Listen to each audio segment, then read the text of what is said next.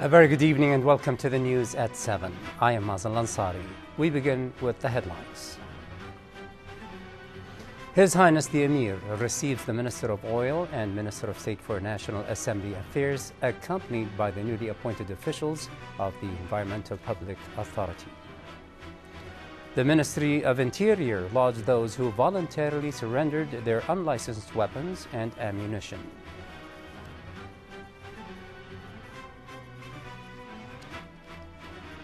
The State of Kuwait reiterates commitment to maintain the UN Charter's neutral stance on world conflicts.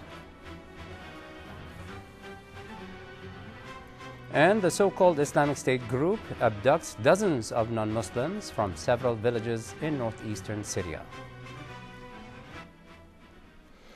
We begin with local news. His Highness the Emir, Sheikh Sabah Al-Ahmed Al-Jaber Al-Sabah, received this morning at Bayan Palace His Highness the Crown Prince, Sheikh Nawaf Al-Ahmed Al-Jaber Al-Sabah.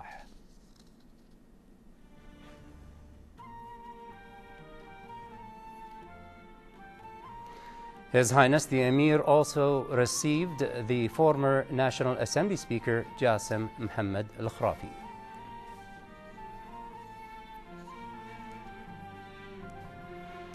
His Highness the Emir then received His Highness Sheikh Nasser Al-Mohammed Al-Ahmed Al-Sabah.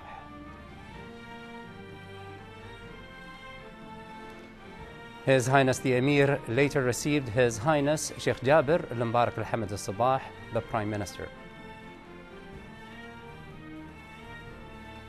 Finally, His Highness the Emir received the First Deputy Prime Minister and Foreign Minister, Sheikh Sabah Al-Khalid Al-Hamid Al-Sabah. His Highness the Emir, Sheikh Sabah Al-Ahmed Al-Jaber Al-Sabah, received this afternoon at Bayan Palace the Minister of Oil and Minister of State for National Assembly Affairs, Dr. Ali Saleh Al-Umair, who introduced to His Highness the newly appointed Director General of the Environmental Public Authority, Sheikh Abdullah Ahmed Mahmoud Al-Sabah, the Deputy Director General for Environment Monitoring Affairs, Dr. Muhammad Dawood Al-Ahmed, the Deputy Director General for Technical Affairs, Muhammad Muhsin Al-Anazi, and the Deputy Director General for Administrative and Financial Affairs, Raja Dawood Al-Bsairi, on the occasion of assuming their new positions. The meeting was attended by the Deputy Minister of the Amiri Diwan Affairs, Sheikh Ali Jarrah Al-Sabah. His Highness the Emir, Sheikh Sabah Al-Ahmed Al-Jaber Al-Sabah, and His Highness the Crown Prince, Sheikh Nawaf Al-Ahmed Al-Jaber Al-Sabah, inaugurated the Botanical Garden at Bayan Palace this morning. His Highness the Emir was received at the garden by the Deputy Minister of the Amiri Diwan Affairs, Sheikh Ali Jarrah Al-Sabah, and the Head of the Financial, Administrative and Employees Affairs at the Amiri Diwan, Abdul Aziz Saud Ishaq. His Highness the Emir then toured the garden and listened to an explanation by Abdul Aziz Ishaq on the project that depicts the bright side of Kuwait. During the tour, His Highness the Emir was accompanied by His Highness Sheikh Nasser Al-Mohammed Al-Ahmed Al-Sabah, His Highness Sheikh Jabir Al-Mubarak Al-Hamid Al-Sabah, the Prime Minister, the First Deputy Premier and Foreign Minister, Sheikh Sabah Al-Khalid Al-Hamid Al-Sabah, and the Deputy Premier and Minister of Interior, Sheikh Mohammed Al-Khalid Al-Hamid Al-Sabah. The Botanical Garden project covers an area of 170,000 square meters and consists of a 3,200 square meters greenhouse hosting various exotic plants. المكان اللي فيه احنا هذا المكان اللي هو الحديقه هذا مبنى الزوار يعبر على بيان فقط. هذا هو فكره المشروع انه نسوي مشتل لقصر بيان للزراعات، فتطور المشروع لان مساحه الارض ضخمه، مشتل داخل خارجي، وهذا الحديقه الخارجيه طول العمر هي الخارجيه. تفضل. تخدمنا حق قصر بيان وين نخزن الزرع، نخزن الاشجار، وهذا بعد لازم تشوفها هذه صحنه زاد الارض ترى بالسلطه وحرصنا كل الصخور اللي نستعملها بالحدائق النباتيه هذه حديقه البحر المتوسط فيها شلالات وفيها اشجار القهوه، اشجار الكاكاو، اشجار الاناناس، جميع انواع الاشجار. هني عندنا الحديقه الاستوائيه اليمين، وهني عندنا الحديقه الصحراويه زائد الاوروبيه، فيها مختبر للفراشات، طبعا اكبر مختبر بالعالم للفراشات. المستخدمه كلها مواد طبيعيه، احجار طبيعيه، ما في شيء صناعي. ويعني هذا اغلب المشكله. الله يعافيك. شرف المكان بوجودك.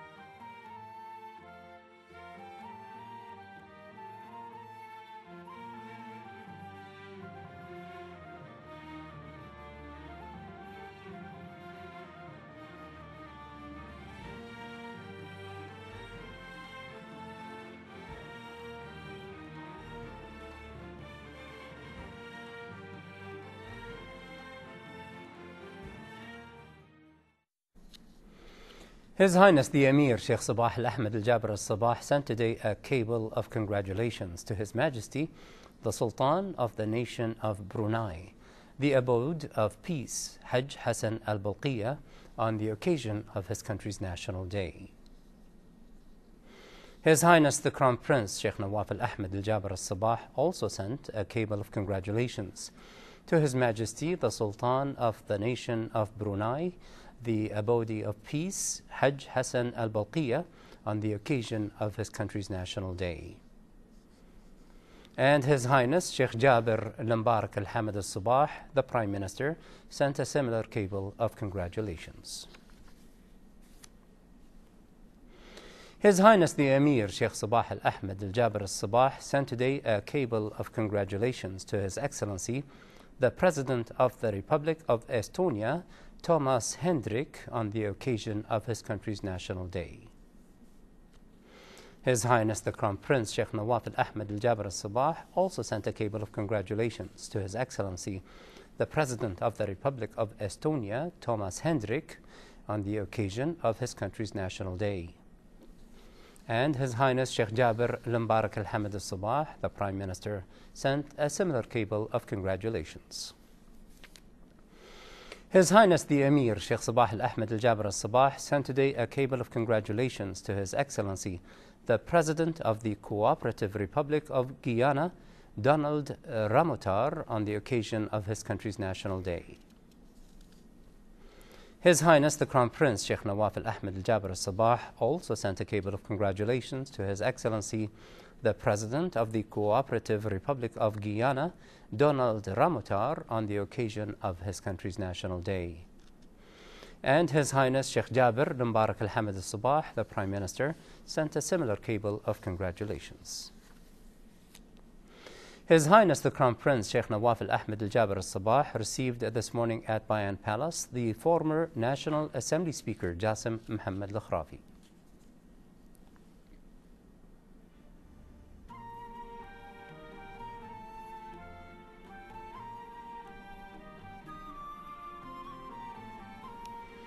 His Highness the Crown Prince also received His Highness Sheikh Nasser Al Mohammed Al Ahmed Al Sabah.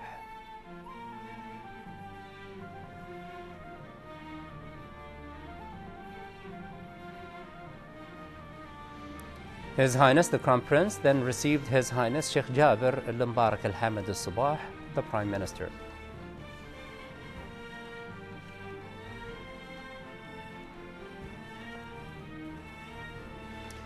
His Highness the Crown Prince later received the First Deputy Prime Minister and Foreign Minister Sheikh Sabah Al Khalid Al Hamad Al Sabah. His Highness the Crown Prince also received the Deputy Prime Minister and Minister of Interior, Sheikh Mohammed Al Khalid Al Hamad Al Sabah.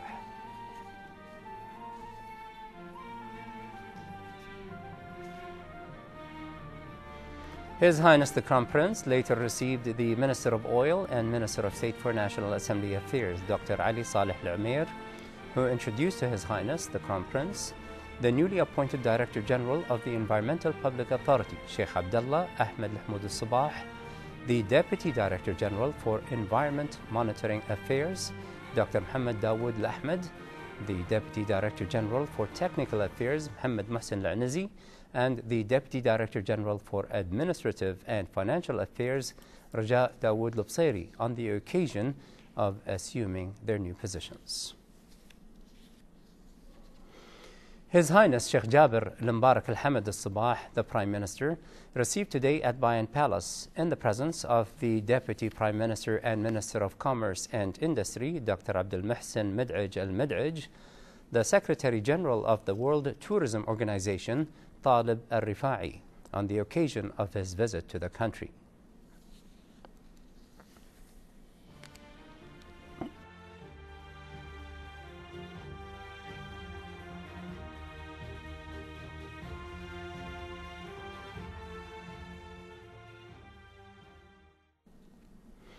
His Highness Sheikh Jabir Al Mubarak Al Hamad Al Sabah, the Prime Minister, received today at Bayan Palace the Minister of Oil and Minister of State for National Assembly Affairs, Dr. Ali Saleh Al Umair, who introduced to His Highness the Prime Minister the newly appointed Director General of the Environmental Public Authority, Sheikh Abdullah Ahmed Al Al Sabah, the Deputy Director General for Environment Monitoring Affairs, Dr. Muhammad Dawood Al Ahmed, the Deputy Director General for Technical Affairs, Muhammad Mohsen Al Anizi, and the Deputy Director General for Administrative and Financial Affairs, Raja Dawood Al Bsairi, on the occasion of assuming their new positions.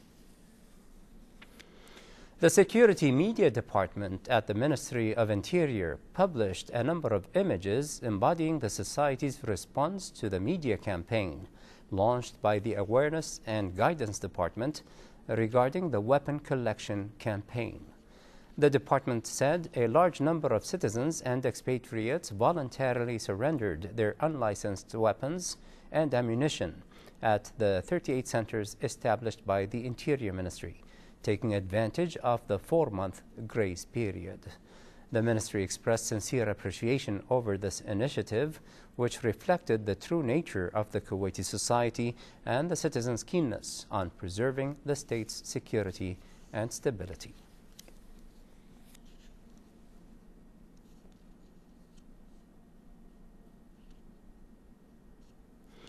The State of Kuwait has reiterated its commitment to maintain the UN Charter's neutral stance concerning world conflicts, noting that military might and force were not the sole solution to end crises. This came in a speech by Kuwait's permanent delegate to the United Nations, Ambassador Mansour Al-Ataibi, during the UN Security Council's discussions on maintaining world security and peace. Ambassador Al-Ataibi said the UN Charter had faced several serious violations that threatened peace and security on a regional and global scale. Ambassador Al-Ataibi said, though Kuwait witnessed the strong stance that the international community provided during the 1990 Iraqi invasion and the subsequent liberation of the State of Kuwait, the UN still faces a great challenge in bringing upon a just solution to nearly 50 years of the Palestinian cause. He called on the Security Council to play an integral role in spreading peace and security worldwide, affirming that Kuwait would support every effort to implement international law and justice. The so-called Islamic State IS group has abducted at least 90 non-Muslims, including women and children, after overrunning a string of villages in northeastern Syria. The latest incident occurred yesterday, when the militants swept through the villages nestled along the banks of Khabur River near the town of Tal Tamr in Hasakeh province. In Iraq, the militant group continued to maintain the initiative against Iraqi forces in Anbar as it pressed an offensive in the eastern part of the province. However, according to the Iraqi Defense Ministry, the town of al-Baghdadi in the Anbar province was liberated from the IS militants. Meanwhile, New Zealand's Prime Minister John Key announced today that his country will send 143 military personnel to Iraq to help train local forces in their battle against the IS group. Mr. Key said that most of the troops would likely be based in the Taji military base north of Baghdad as part of a joint mission with Australia. The Palestinian government has voiced its appreciation of the role of the State of Kuwait in supporting the steadfastness of the Palestinian people. Our correspondent in Ramallah, Fatma Abdul Karim, has this report. Palestinian Prime Minister Ramil Hamdallah voiced in a special statement his appreciation to the State of Kuwait and its continued support to the steadfastness of the Palestinian people and their livelihoods, especially in Jerusalem and Gaza. The statement came to unravel the results of the Palestinian government's official visit to Kuwait earlier this month. في المجال السياسي عبر عن دعم الكويت دعما كاملا. On the political level, the State of Kuwait expressed its full support for the international steps to be taken by the Palestinian Authority. أما في الموضوع الاقتصادي فهناك. On the economic level, we discussed mainly the Gaza reconstruction plan and developmental opportunities. In spite of the Israeli destruction machine and in order to demolish its consequences, the Kuwaiti Emir and government allocated $200 million for the Gaza reconstruction plan, a step that was highly appreciated and welcomed by the Palestinian Authority. Palestinians said the support of Arab nations and especially Kuwait is one of political, economic and moral value to all Palestinians. This is a message of political and moral support for the Palestinian people that says that the Palestinians are not alone in this fight and its brethren are by their side. It is also a message to the enemies of the Palestinian people that we are not left alone. The Palestinian government expressed gratitude and stressed the brotherly ties that connect Palestine and Kuwait and the successful visit to the State of Kuwait in support of the Palestinian cause. The reflections of this recent visit and the always renewed ties between Kuwait and Palestine are seen here as a sign of hope in what seems to be a harsh time for the PLO, the Palestinian Authority and the Palestinian people. Fatma Abdul Karim, State of Kuwait Television, Ramallah, Palestine. Meanwhile, Israeli forces have shot and killed a Palestinian teenager in overnight clashes in a West Bank refugee camp, amid signs of rising tensions between Israel and the Palestinian Authority. The teenager was killed after disturbances broke out following a routine Israeli incursion into the Dheisheh refugee camp in Bethlehem.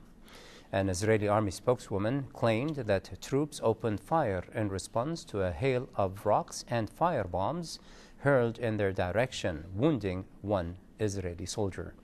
The shooting came against a backdrop of further deterioration in relations between Israel and the Palestinian leadership following the Palestinian Authority's successful application to join the International Criminal Court, a move that could pave the way for Israeli officials being prosecuted for possible war crimes. And back in local news, patronized by the Minister of Social Affairs and Labor and State Minister for Planning Affairs, Hind al-Sabih, the Conductive Rehabilitation Establishment celebrated Kuwait's independence and liberation events held at its premises. Various prominent figures attended the ceremony, which included various activities in support of children with special needs. Here is more on the event in this report by correspondent Salam al-Kandari. The National and Liberation Days highlight the iconic history behind the independence of Kuwait. Rejoicing in the spirit of patriotism, the celebrations are held on the 25th and the 26th of February every year and are of tremendous significance to Kuwaitis. Various institutions hold national festivities, such as this one held with the support of Minister of Social Affairs and Labor and State Minister for Planning Affairs, Hind al-Sabih. Today we're celebrating here National Day of Kuwait and Liberation and Conductive Rehabilitation Establishment. We have here our kids of special needs. We have trained them for 3 weeks on this celebration.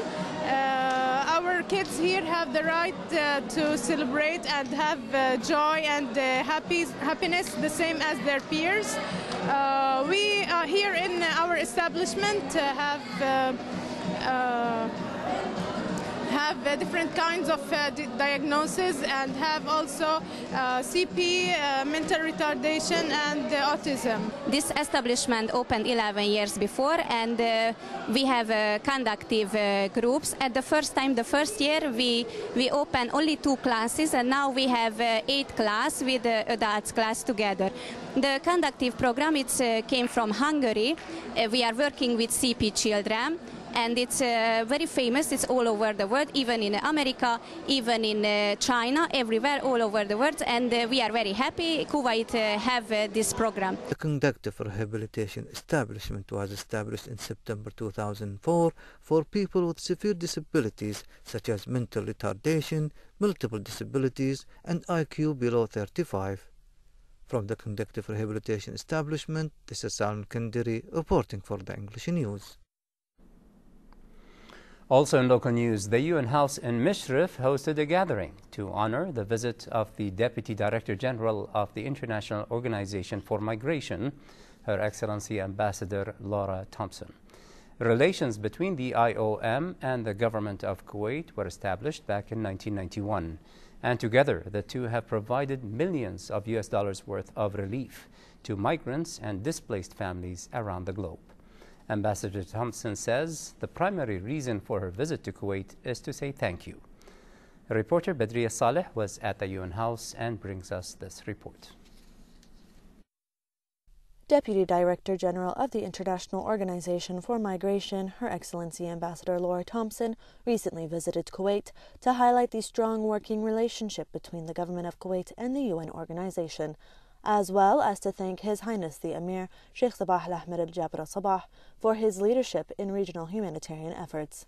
The intention of my visit was to present a report to the government of Kuwait and to His Highness the Emir about the humanitarian response that we have been doing in Syria and in Iraq as a response of the collaboration that the government of Kuwait and the people of Kuwait, the funds that they provided to us, and also to discuss other issues that are of importance here in Kuwait, where you have a population that is 2/3 of the population are foreign workers that are coming from third countries, and a good partnership that we have both with the Ministry of Labor and Social Affairs, as well as the Ministry of Interior. So it is a comprehensive visit trying to look at the good relationship that we have with the government, both here and outside,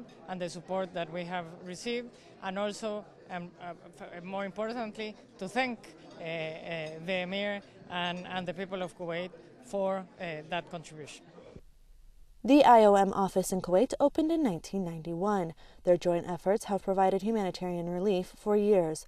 The two have worked closely and tirelessly to provide and distribute aid to victims of the Syrian civil war, as well as the unrest in Lebanon, Turkey, and Iraq, just to name a few. Together, the two have cooperated in establishing migration management, supported temporary contractual labor, qualified national cadre on counter-trafficking and labor issues, and more. The Deputy Director General of the International Organization for Migration came specially to Kuwait for 2 days official visit to meet with the Kuwaiti government officials, first of all, to show our appreciation and recognition of the Kuwaiti humanitarian leadership towards Syria and other parts of the world wherever there is a crisis and people in need. Indeed, actually, we had a very successful 2 days visit. We met with several officials from the Ministry of Interior, of course, Ministry of Foreign Affairs first, Ministry of Labor, Ministry of Interior, and of course the National Assembly, and some Kuwaiti figures. The importance of Ms. Thompson's visit comes because we handed over the report of our humanitarian operations done in Syria and Iraq, funded by the Kuwaiti government contribution, and also to show our sincere appreciation for the humanitarian role Kuwait is taking, a serious part of it. If it's not, she's leading actually the whole world in the humanitarian issues. On the field, IOM and Kuwait have supported refugees and war victims by means of distributing food and housing items to displaced families like carpets, blankets, and heaters, providing transportation to and from school for children, and even offering prosthetic limbs to help kids who've lost their legs regain mobility. Ambassador Thompson said this is just a small corner of what IOM and Kuwait have and can achieve together, wishing the relationship to continue to grow and work to provide relief for many more years to come. For the first time in its history, the International Organization for Migration has published a little handbook highlighting the relationship between IOM and Kuwait. It all comes ahead of the 3rd upcoming Syria Donors Conference held right here in Kuwait on the 31st of March. At the UN House, I'm Badriya Saleh reporting for the English News. Moving on to local business news. The 3 main indices of the Kuwait Stock Exchange, KSE, ended today's trading session on a mixed board, as the price index lost 10 points to close at 6,601 points. The KSX 15 index, however, gained a point and closed at the level of 1,116 points. The share of Manafi' Holding Company was the top gainer on the day, while that of Burgan Company for well drilling, trading, and maintenance was the top decliner. This concludes the evening news. Thank you for watching. For a chance to see tonight's reports once again, please visit our YouTube channel at MOI Kuwait News. And before we close, here's another look at tonight's headlines. Good night. His Highness the Emir receives the Minister of Oil and Minister of State for National Assembly Affairs, accompanied by the newly appointed officials of the Environmental Public Authority. The Ministry of Interior lauds those who voluntarily surrendered their unlicensed weapons and ammunition.